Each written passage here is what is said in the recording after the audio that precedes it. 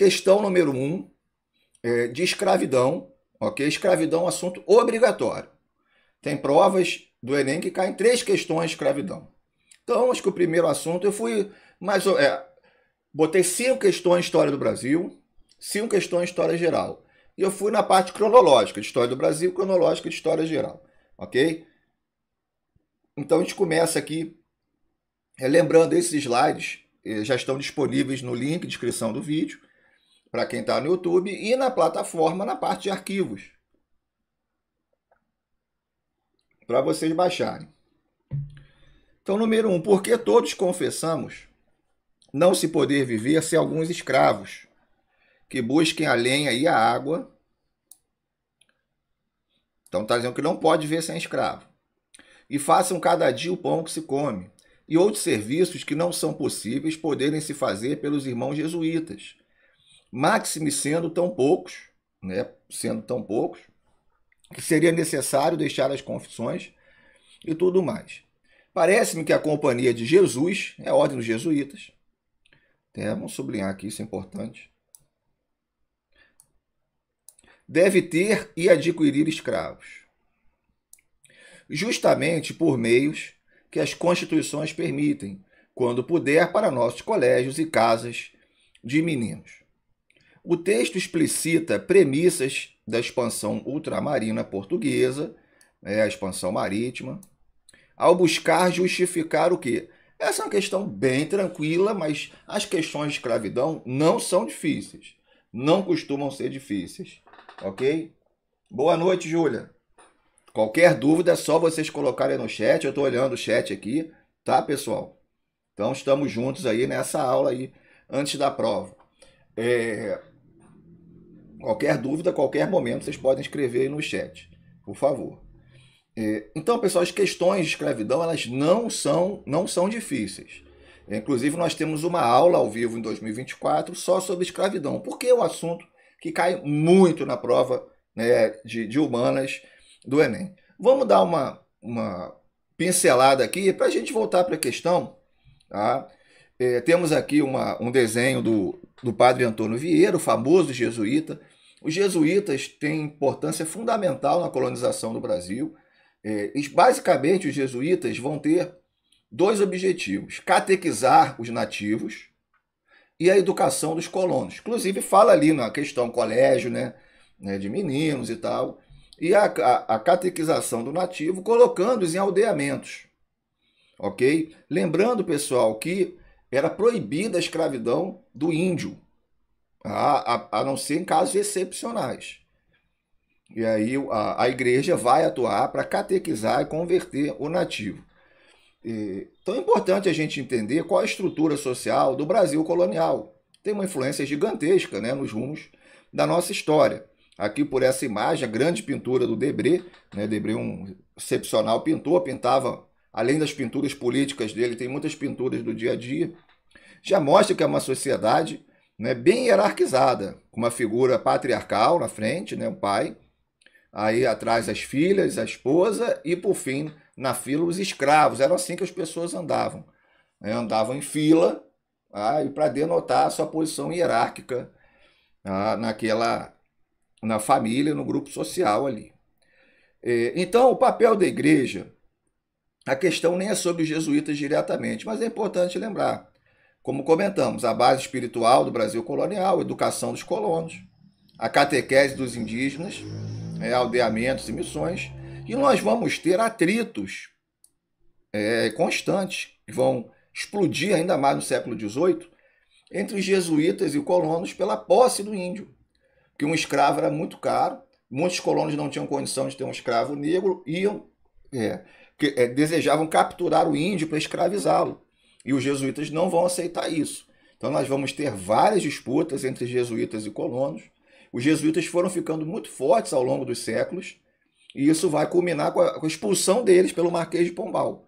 O Marquês de Pombal, que é o principal governante de Portugal, ministro do Dom José, em meados do século XVIII, e vai ficar no poder durante bastante tempo, e vai expulsar os jesuítas, por causa desse poder que os jesuítas vão adquirir. É muito importante a gente lembrar que uma unidade central do Brasil colonial é o engenho, geralmente dividido em casa grande, onde ficava a família do senhor e agregados, a senzala, onde ficavam os escravos. Nós temos aí uma capela, né, denotando também a influência à igreja. E a pirâmide social, basicamente uma pirâmide bipolar, no topo os senhores e os agregados, e na base da economia colonial, na sociedade do açúcar, os escravos. Praticamente não tem classe média aqui. Na mineração nós já vamos ter uma classe média, tá? Mas a base continua sendo de escravos, né? O Brasil, tanto colonial quanto imperial, na base nós vamos ter a escravidão. Era um componente inato da nossa sociedade. E não há mobilidade social. Um escravo não vai se tornar um senhor de engenho. E o senhor de engenho não vai se tornar um escravo. Isso é importante. Não havia praticamente mobilidade social. Na mineração vai ter um pouco mais. Ok? E aí, pessoal, a questão da escravidão, o texto já dá várias pistas do porquê da escravidão, né, ser justificada. E os portugueses eles vão argumentar que são pouquíssimos aqui. Precisam, então, de mão de obra escrava. Vão precisar de mão de obra escrava, porque não teria gente para trabalhar. O texto da questão deixou isso bem evidente. É importante também, então, lembrar que o trabalho braçal era visto como inferior. Então tem a carência da mão de obra para os portugueses. O trabalho braçal era visto como inferior. Era uma vergonha realizar o trabalho braçal. A gente herdou isso. A nossa sociedade muitas vezes vê o trabalho braçal como algo inferior. Inclusive até, muitas vezes, na questão salarial, se bem que quando a gente pesquisa melhor isso já não está assim. Tem muitas pessoas que fazem trabalho braçal que já têm um salário, conseguem estar muito maior do que quem, por exemplo, tem universidade. Então isso já não se configura. E apareceu no Enem, né? O protestantismo vai mudar muito isso. Portugal e Espanha, nações muito católicas.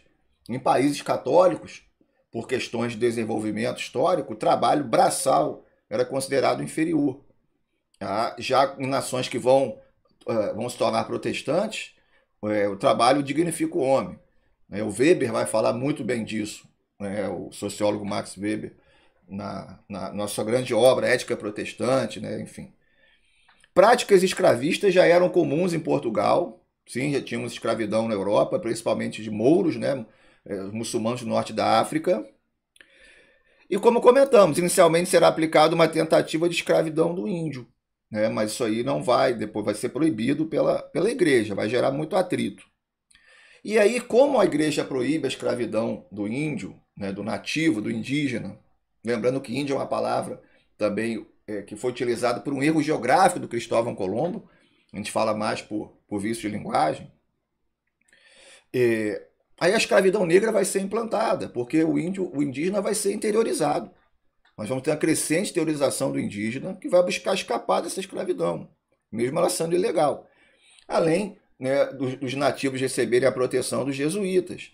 E o lucro que vai ser proporcionado pelo tráfico negreiro. Traficantes ingleses, traficantes portugueses. Há toda uma relação comercial onde vai ser gerado um lucro absurdo, né, no tráfico negreiro. Então a escravidão negra acabou sendo implantada. É uma tragédia colossal na América, inclusive também nos Estados Unidos, nas 13 colônias, principalmente na parte sul, né? Mas vamos lá, pessoal, a questão ela não é complicada. Como aqui no texto, os portugueses estão buscando justificar, estão querendo justificar o quê? Para dizer que os jesuítas são poucos, não conseguem trabalhar. Não é propagar o ideário cristão, letra A. Não é valorizar mesmo o trabalho braçal, a B. Vimos que o trabalho braçal é bem desvalorizado. C, com certeza, a adoção do cativeiro na colônia. O texto está buscando justificar a escravidão. Ok? Tá bem